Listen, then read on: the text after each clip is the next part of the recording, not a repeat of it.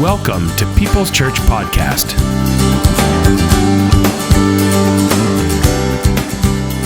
Most of the time, people don't have a problem in achieving goals. The biggest problem that we have is in setting goals. We often don't set them. We think about them, we toss them around, but we really don't set those goals. God is into forward movement. He always has moved forward. No matter how bad things are, he's always got a plan through it, out of it, forward. He never parks it. God is never in park when it comes to his purpose and his plan in your life, or anybody's life, or in his church, or in his work in the world. God is always moving it forward. So it's really easy to get out of step with God because a lot of our life is focused on not moving forward. We tend to not want to be too risky in our decisions. We get a little risk adverse, and we pull back from forward movement. Neutral is a bad position. It's a bad position because you have all the energy that you had has to be used to gain more. And if it's sitting, it's not gaining more. It's like money sitting in the bank and it's not getting any interest. And if you have it invested, then you don't have anything going forward with those funds. They're neutral. And in essence, by being in neutral, they're in reverse because inflation keeps eating away at what you got sitting in there already. In life, it's much the same. In relationships, much the same. We end up with them in neutral and we wonder why they're just kind of dying. We haven't done anything negative to kill it. Our economics, well, we haven't really done anything bad or made great decisions, but we're not where we want to be. These are reasons of neutral, where energy is meant to build on itself. Life is an investment, it's forward movement. And that's where we've been focusing last week and then to this week. Last week we talked about entitlement being just the worst thing in the world for forward movement, for building anything in life. When you look to the exterior of everything to achieve your goals and take your life somewhere, look after you, then you are really killing any kind of initiative building or building of anything in life. This week I want to just move away from that into this. You need to be doing something with what you already have. You've already got some pretty great things in your life and some opportunities, but we are not taking those small steps because we never really set goals. We've thought about them. We've even talked about them. If you're married, maybe back and forth, you've talked about some goals, and you thought, well, gee, it'd be nice if you got to set it. Setting the goals is a commitment part of the phase. And then it's going to take a whole lot of things to go there. We can take a long time to get to the commitment windows of our life and make those commitments simply because of fear. And we've paid attention to that a little bit in the music and in the videos this morning. It's really easy to just stay in neutral. Neutral is where the bulk of people will live. Jesus talked about that, the two doors, and we brought that in last week. That broad door, the big door, the broad path, that's the comfortable way. That's the way that doesn't seem to cost you. It's just sitting in the bank. It's not gaining anything. That is how a lot of life gets wasted. And there's so much great in you. There's so much great potentials just around you. There really is. This isn't just words. There truly is great potentials around you to make a difference in your life, the lives of people that you touch each and every day, and the lives that you're building together with people. What an amazing opportunity you've got. You can pretty much right side any kind of problem that your ship is experiencing right now. Some of you might be in some economically troubled waters, and you're wondering, how do we get out of this? What do we do? Well, the first thing is you have to begin to move towards actually setting goals. You can't just talk about it. You can't just even think about it. It's got to actually get set. And when something is set, you got the plane ticket. You're on your way. You're going to go. Well, you used to know you could go. Sometimes it gets canceled today and you have to do all that kind of stuff. But let's say this plane is on time and it's going to take off. Once you have that ticket, because you set the goal, you've got a journey and you've got a destination. You need destinations in life. We all think destination. By the way, what is your destination for lunch today? home, somewhere else? What is your destination? What is a goal that you've got just for today? You're going to watch the football this afternoon, catch a nap on the couch. So what are you going to do? Are you going to finish up some of that yard work while the snow's still holding off? What's your goal today? What are you going to do? You can think about it. How many here have thought about yard work and never done it? All right. How many here, let's on a more serious model, thought about apologizing but never did it? Yeah, okay. See, we have a good way to think about things, and then we actually don't do it. And that is how life often it doesn't seem like we're doing a lot wrong, and you probably aren't, other than you're in neutral. You're not taking what you got somewhere.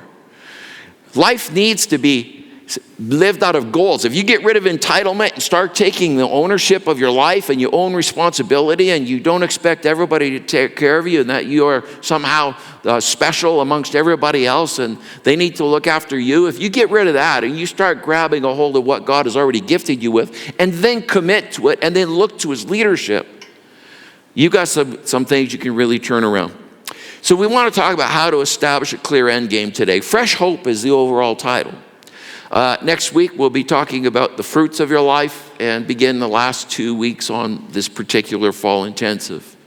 This week, Wednesday, we will be diving deeper in this particular thing about goal setting and forward movement in your life. So let's just dive in a little bit. There's a great scripture. It was one of my favorites. In fact, it went in the yearbook in one of my college years. And it was this one, Hebrews 11:6. Without faith, it is impossible to please God, for he that cometh to God must first believe that he exists and that he's a rewarder of those that diligently, I love that word, diligently seek him, diligently seek him, diligently. Don't you people like, if you have coworkers that are diligent, how many here like working with coworkers that are not diligent? How many of you just love it? Can hardly wait to get to work and watch them not work. That's great. Yeah, look at that. Boy, that was a great way to get out of that. That was awesome. Diligence is something where we know we are in an application format. We are applying our energies towards something. So there's an application.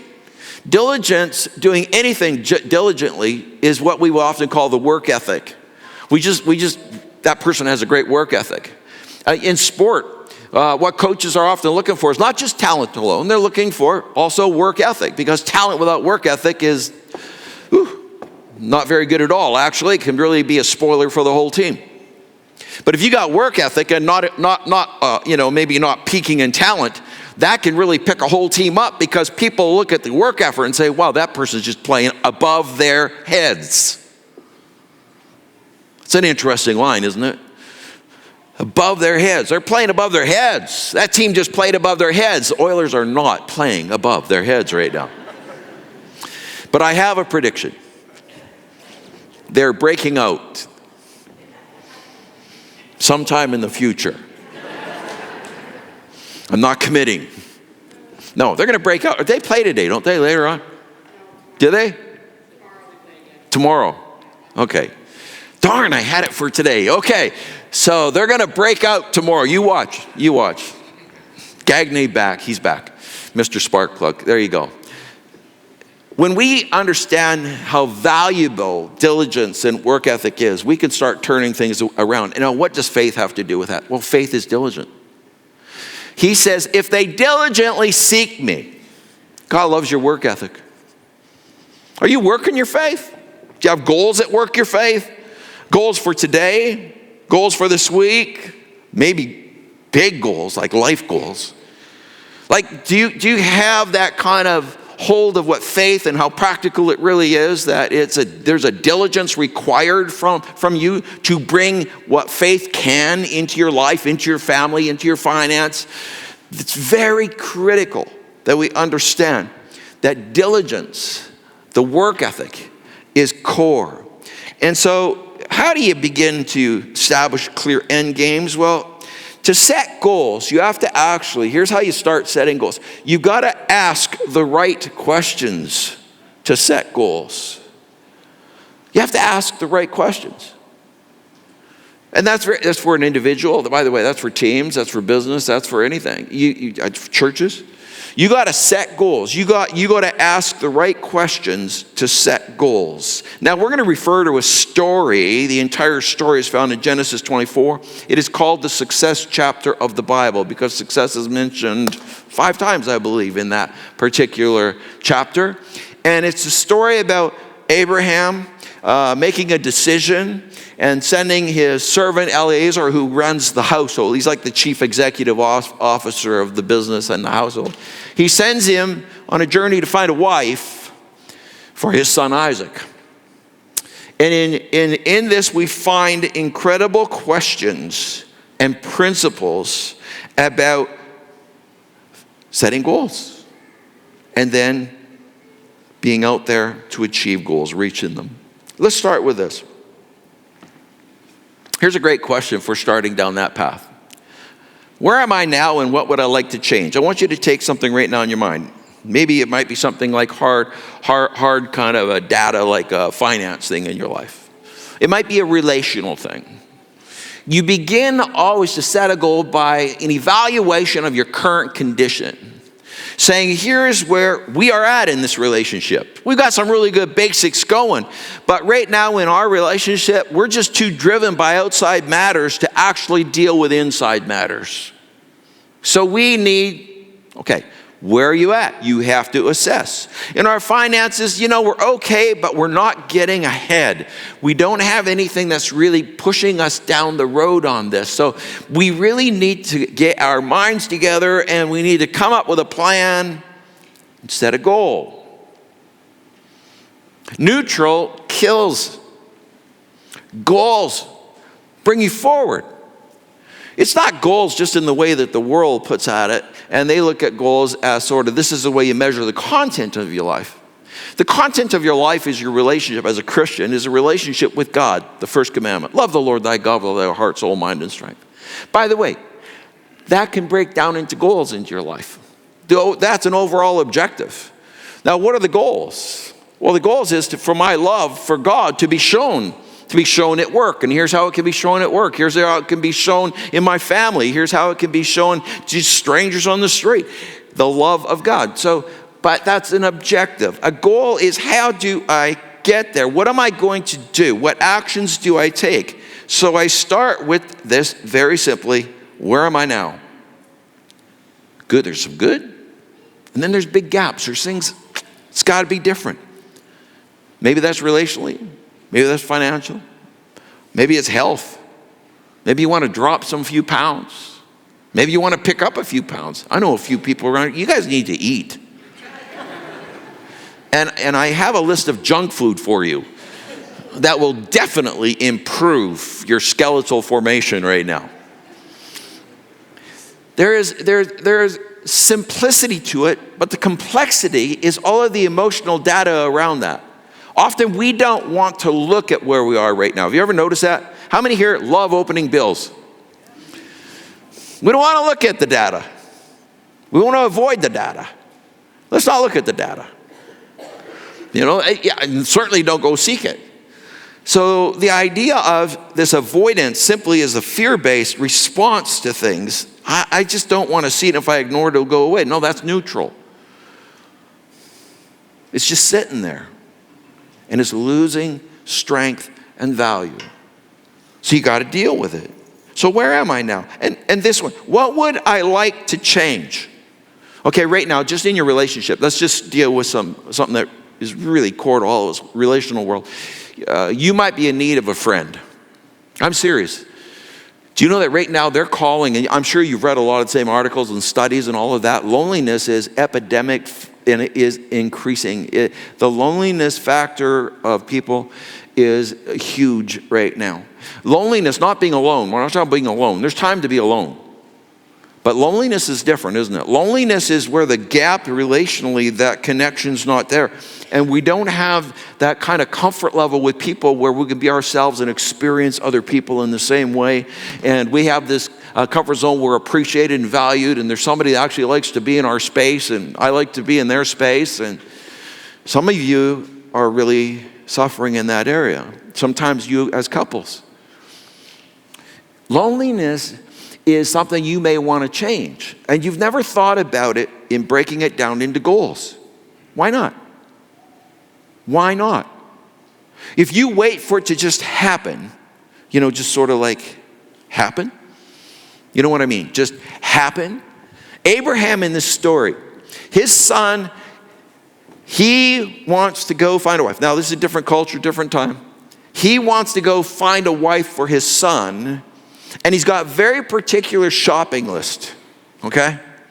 And the shopping list includes, you don't get a woman from the Canaanite people that worship all these other idols and do all these brutal kind of things around us. What I want you to do is go back to my old homeland. I want you to find a really, a lady that really would fit the situation. So I'm going to send you, Eleazar, back over there to find this woman. What's he doing? He's saying, I'm old, I'm getting old, I got to get this done. He's got to have a solid mate because he's going to carry all of the promises of God forward that God has for me and for my family.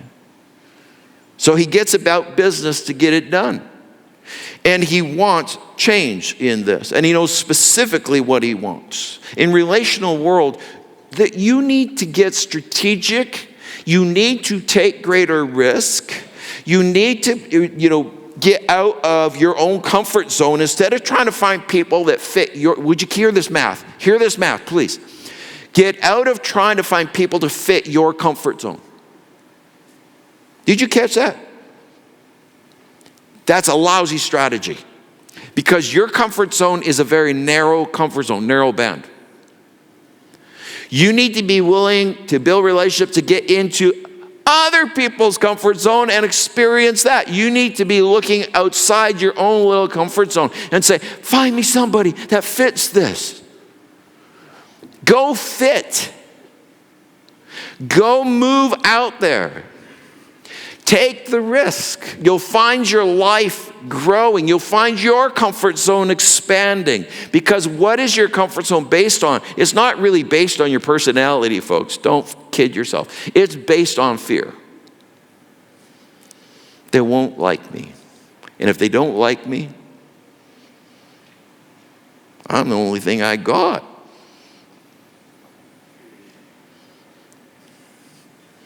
When you show love, Jesus said, he always talked about the initiative. The second commandment, the second greatest commandment, love your neighbor as yourself, did not say, when your neighbor loves you, you need to love them as they have loved you. He didn't do that. Wouldn't that be strange? And yet everybody is trying to do relationships on that basis. If they love me, I'll love them. They love me, like we get along, we got the same things, They're not a Flames fan, they're Oilers fan. Some of you that are a Calgary Flames fan. Who's a Calgary Flames fan out there? That's what I thought. Oh, one. No, two. Be proud. Be proud. Okay. Another Calgary. Oh, one back over here. There. See, they like to hide it first, see? If you ever go to one of the arenas, my wife, when she was there with Pastor Dale over here with their youth group some years back, way back, she almost caused fights. Because she's cheering, and these Calgary Flames fans were right there, and she was right in their face, I'm telling you. So don't mess with her. When it comes to relationships, you've got to move into other people's world instead of thinking, how do I find people that fit mine? Wrong. You're not hiring somebody in your business. You're finding somebody different than you. You're finding somebody that you can actually go on an adventure of learning. Loneliness is a crucial thing that will really hurt you today. But the way out is goals. You got to set some goals. This month, I am going to force myself to meet some people. This month, I'm going to step out of my comfort zone and I'm just going to go and meet some people. At church here, how many here would like to meet some more people? You'd like to meet some more people. Come be honest. Would you like to meet some more? How many here does not want to meet another person in the rest of their life?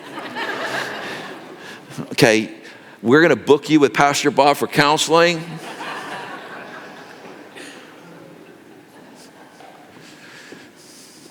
Of course we want to meet people.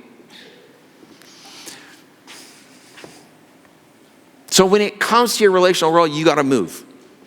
What's movement? Goals. It's strategy. It doesn't just happen. It's not going to just happen, I guarantee you. So where am I right now? What would I like to change? All right. Verse 1, Abraham was now old and well advanced in years, and the Lord had blessed him in every way. He's looking at his life at the very beginning of this story, and he says, man, has God blessed me. It's amazing what he has done. He's called me out of this place over here and brought me here, give me these promises. They're amazing. These nations are going to come. Israel comes out of Abraham as through Isaac, the key nation that Jesus is going to come through. Amazing stuff. And Abraham, he's looking at it. He's doing an inventory. Where am I now? There's still one more change. I got to get my son the right wife. It's got to work. It's got to be somebody of this kind of faith and content. So, here's another question. What do I want to be? What do I want to do? What do I want to have? He knew. I don't want a woman from the Canaanite tribes. Not for my son. I know where she has to come from. That's what he wanted. He understood how important that choice was going to be to the plan of God and purpose of God in his generations. Verse 2-4, just a little excerpt from there. It says, go to my country. He's talking to his servant Eliezer, and he says, go to my country and my own relative and get a wife for my son Isaac. He's specific. Another question. What promises must I claim? You say promises. Well, I promise you this, that if you're going to have a diligence in faith, God will work in your faith. So if you get diligent in faith and you start reaching out into the loneliness bubbles and you start making some kind of contact, going into other people's zones, and you start living a little more risk, you're going to find that God is going to answer that by leading you and leading people to you. God is very concerned with your relational life. It probably needs a little more health than what you have right now. And you might not think that's important to him. It's critical to him. And Abraham recognized that for his son's wife. And so he claimed this in verse 7, the Lord spoke to me and promised me, saying, to your offspring I will give this land. He's saying there's a lot riding on this choice. I mean, God said, my offspring, Isaac. He's given the land to me. It's going to go to Isaac. He's going to see the more realization. Jacob's going to see more realization. Got to get this right. So he claims the promise. He's saying, you said, Lord, it's going to be a land to my offspring. So this choice about the wife was very important. What is the reward? Another question to ask yourself. You see, you need motivation. What's the reward if you break out of your bubbles? What's the reward if you take charge in a way of actually committing into goals in your finances? What would be the reward? What would be the reward? What would be the reward in your health if you decided to actually do it, made it a commitment, and started to walk that out with goals? What would that actually achieve for you? What is the reward? In verse 7, in the second half, it says, so that you can get a wife for my son. The reward was he would get a wife for his son. He believed God would lead this whole process and the achievement would be done. The woman would be found, this very important person upon which the pillars of God's promises are going to stand is going to be found, and his son is going to have that lifetime partner. It's really interesting. You know, it's a real great love thing. You can read it anyway. Not into that kind of stuff much, but anyway. Ask the right questions. Another one is if you're going to reach goals, ask the right questions to reach goals. You have to ask the right questions to set goals. You got to ask the right questions to reach goals. Two different sets. You got to set them. We went over what you can do to set them. But then you got to ask yourself the right bunch of questions so that you can actually now reach them. In reaching goals, you must first start with this. Why don't I have this already? Am I praying for my goals? Am I praying for my goals? Why don't I have it already? Have I made it a matter of faith? Have I gotten serious about it so that I'm actually praying about it? Have you guys, maybe you're a married couple here, have you sat down and prayed about your financial goals? I mean, prayed about them. Not just generally like, Lord, let your blessing be upon. I mean, God, we're setting a goal this month to pay down this much debt. We are setting that goal. We've taken a look where we're at. We got a good idea about what we think we can achieve in this month. And we are committing and making a goal this month, next 30 days. We are going to get there. Now, to reach that goal, here's where you start, prayer.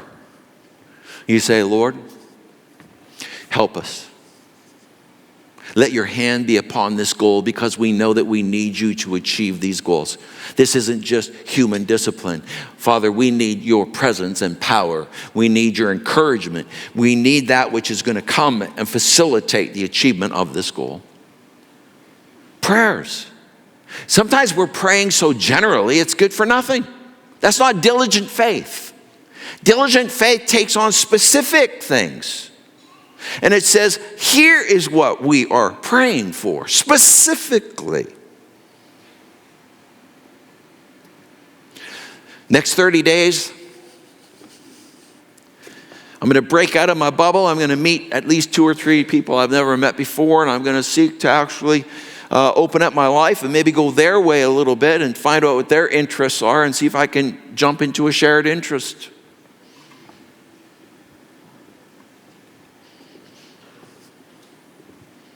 Help me, Lord. Help me to do it. Give me the courage to go over the risk-adverse mentality I have in this bubble. Am I praying for my goals? And then why don't I have them already? Well, there are going to be barriers. Barriers. To any goal setting, on the thing it said you just take the next step, and then they had the mountains. I mean, a mountain climbs a mountain climb. There's lots of little steps, because there's lots of barriers to get over.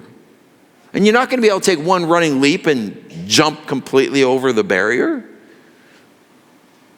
God made you a mountain climber, not a mountain, whatever you would call that, avoider.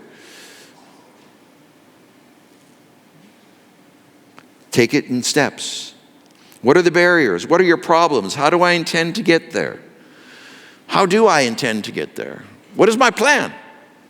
In Abraham's case, he's given it to Eliezer. Eliezer says, I'm going to go there and I'm going to take a bunch of wealth with me. I'm going to take 10 camels and I'm going to take some gold and silver and I'm going to take some really expensive kind of gifts and I'm going to be prepared with all of this for whatever I meet.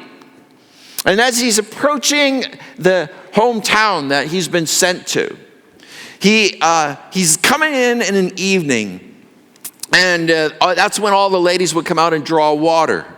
So they're out coming and drawing water, and he's pulling up with 10 camels. Remember how many? 10 camels. By the way, do you know how much a camel can drink?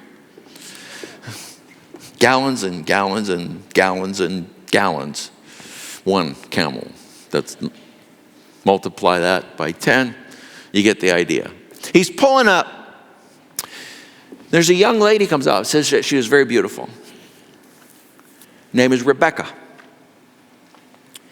And he sees her and he says, would you draw me a drink of water? Because he's got a plan. Do you know what his plan was? He had been praying to the Lord earlier and he said, Lord, here's how it's going to come down. That I'll know she's the one. I got to know it's you. You got to know that you're the one that's providing this, that you're the one that putting your hand on this lady for this joining with Abraham's son. So here's how it's going to come down. I'm going to ask for a drink of water. And she's going to offer me a drink of water, but not just at that. She's going to go above and beyond, and she is going to offer to water all these camels, which is normally a big servant's job.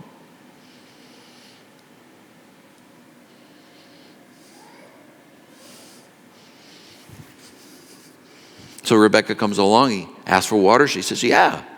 And then she voluntarily, he doesn't ask, she voluntarily says, oh, no problem. And I'll water your camels too.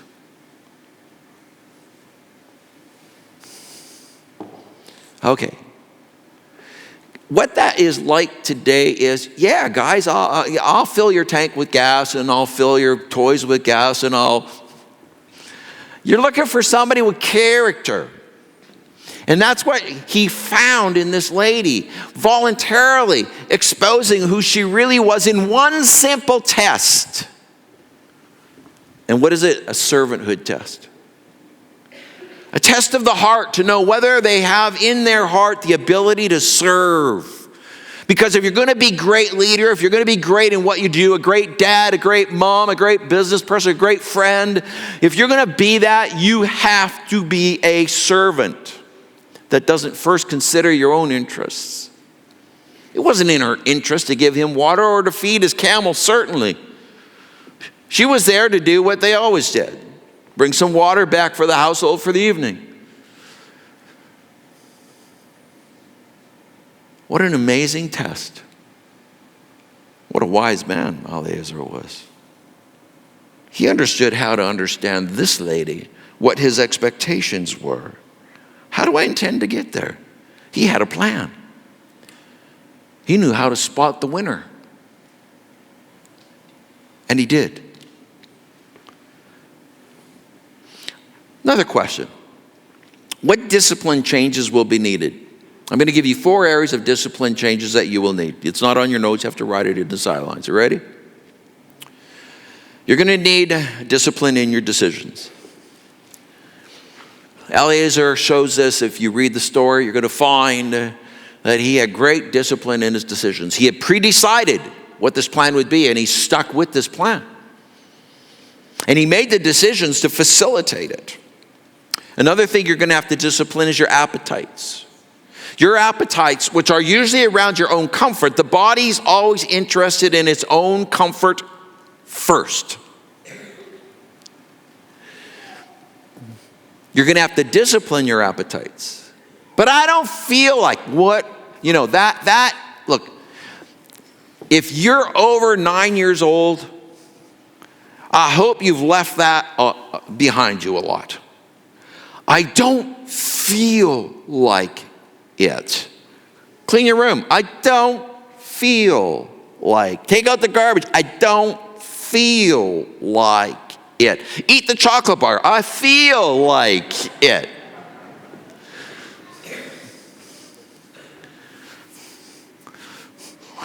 That is such a revelatory. Imagine her in this test, and he says, "Hey, can I have a drink of water, please?"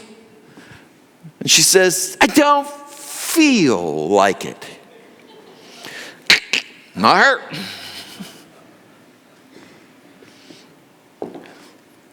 That might be why sometimes connections are a problem. It's because you're trying to feel yourself into it rather than throw some character into it. Ooh, that's hard on me too. Don't feel yourself into things. You need to discipline decisions, you need to discipline appetites, and you need to discipline your words. Whew, this is big today. Words are getting more and more graphic, and they are being used more and more often, and they are being used in very negative and abusive ways. Abusive language is the language of an abusive heart. Angry language is the language of an angry heart. You need to discipline your words. He needed to, if you read the story, you'll see it. He needed to discipline his words. He used really a lot of wisdom with Rebecca's parents because she was just a young lady. And he's going to ask the parents to say, yeah, she can go to another country. She's going to go to another place and with you and be a wife to somebody we've never met.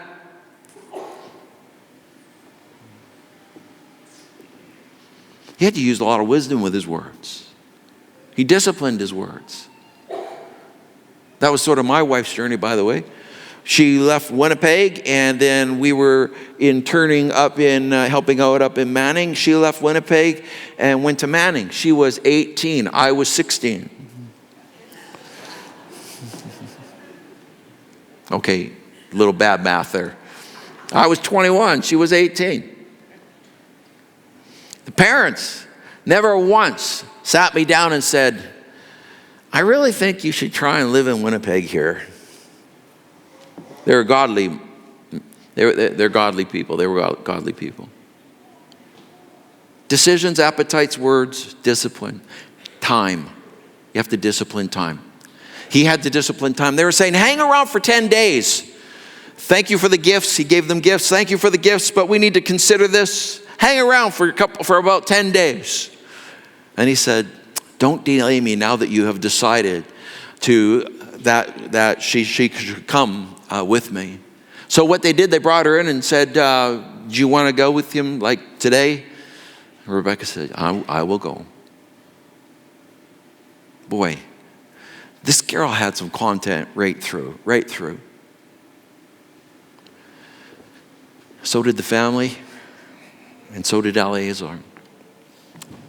Discipline. Changes will be needed. Decisions, appetites, words, time. What will it cost me? Well, it cost him those gifts he brought. It cost him, and it cost him to risk failure. What if he didn't find? In fact, he asked Abraham, what if I go and I find the girl, but the family won't let her come? Abraham said, then here's the deal.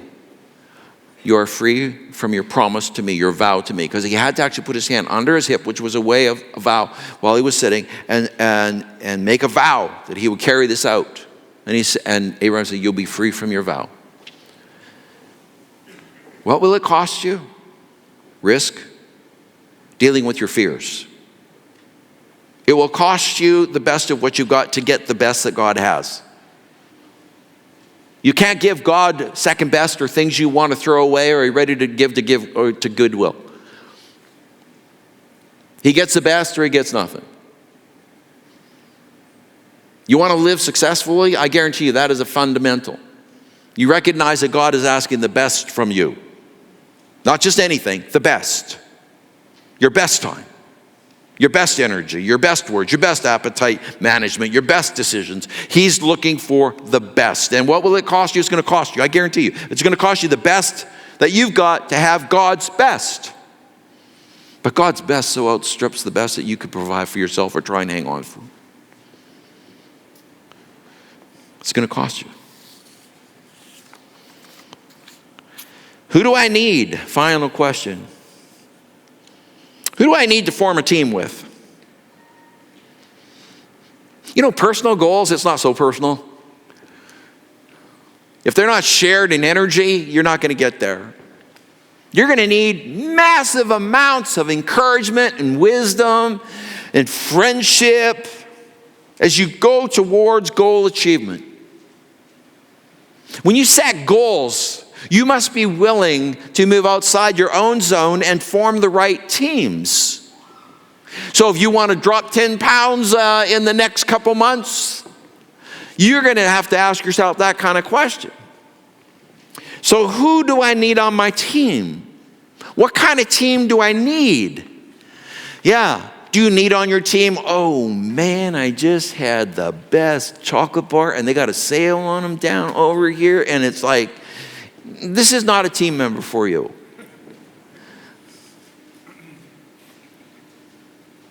I want our relationship to be stronger in 30 days. Oh man, why do you put up with her or with him? Why are you putting up with him? Why are you don't want them on your team? Who do you want on your team? You want on your team the ones that are going to own the goal with you and understand what they need to do, which is to bring the encouragement and support that you need. But you're the only one that can do the thing of faith. You're the only one that can take the small steps. You need people to walk with you, and there may be change-ups in that as you go further in the journey, but you need to inventory who you got beside you. More people are spoiled in their goal setting and not achieving it by the team that they form than maybe anything else. Once they've set a goal, they just kind of keep people around them that aren't really goal-oriented or taking steps in their life, and they're even resisting your change because it's like you're doing what they should be. Have you ever found people don't like you doing what they should be doing? Unless, of course, it's your brother or sister doing the work for you. But you need people that are going to really encourage you and strengthen you in your goals. What is your goals? What is your goal relationally right now? Do you have a team around you? Just one even, one, that you know. They are not going to say, take the easy way out. Oh, live for your own comfort. Don't put up with it anymore. Focus on the other person, not on you. No, you don't need those kind of people. You really don't. You need people that are going to stand with you, own your goal, and bring the best that they got to support you in it. Wednesday night, we're going to dive deeper. We may even get to actually setting some goals so that you can set some goals in some areas that we'll specify that you can look at. Because this is so incredibly important for us to create forward movement. Do not try to live a great life out of neutral. It isn't available to you. You can't live a great family life out of neutral. You cannot live a great financial life out of neutral. You cannot live a great health life out of neutral. You cannot live the fullness that God's got for you, the plan that He's got for you out of neutral. He wants the best you got, so then you get His best. Would you stand with me, please? Okay, pick an area. Got it? Pick an area. Where's the hottest place right now that you need to apply some goal setting? You've thought about it? You've thought about it. You thought about it. But you haven't pulled it into that commitment goal setting stage. And then after that, going into the reaching the goal itself. Take this set of questions and start applying it to it. Meditate it out. You can have a great plan just by sitting down for an hour and take a look at it. The financials, the relationship, the health. You can have a great plan, and then you can start building how to reach it, and you begin to build the things that you need, ending up with a great team that can stand with you, just one other person. It's really, what does it say, folks? Ecclesiastes. 2 are better than 1, because if one falls down,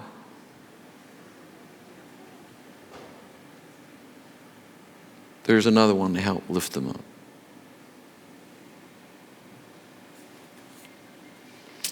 Father, as we bow our heads before you, thank you that you are a God that doesn't sit in neutral. You're constantly trying to move us forward because you're moving forward. And Father, you're moving forward with the plan for our life, and we're getting a little bit behind in ways. Because we think about it, we ponder it, but we don't move into commitment and goals. Break us out of that. May today something just grab our souls a little differently and get rid of the doldrums around our life. We've got such potential. It's just sitting here. It's just waiting. It's in neutral, but it's ready to get investments going here. Father, I thank you that in every person here, there is something more to be achieved and done, starting with today. And I ask that your Holy Spirit will bring each one to that kind of committed, goal-setting phase, and that they will begin to set some goals, small steps, as we go along, how to reach them in small steps, but we set the goals. May those goals be big enough to stretch us. May those goals be big enough that they're a little bit bigger than us even, and it will require you. Help us to move against fears and to see the value of us taking charge and saying, with God's help, with God's leading, with God's power, I'm breaking out of the bubble of loneliness. I'm breaking out of the trap of neutral in all these other areas. I'm getting out of it. Give us that kind of strength, because without faith it is impossible to please you. For whoever comes to you must believe that you exist and that you are a rewarder of those who diligently seek you. Help us to choose that diligence in our faith today. In Christ's name we pray, and all God's people said.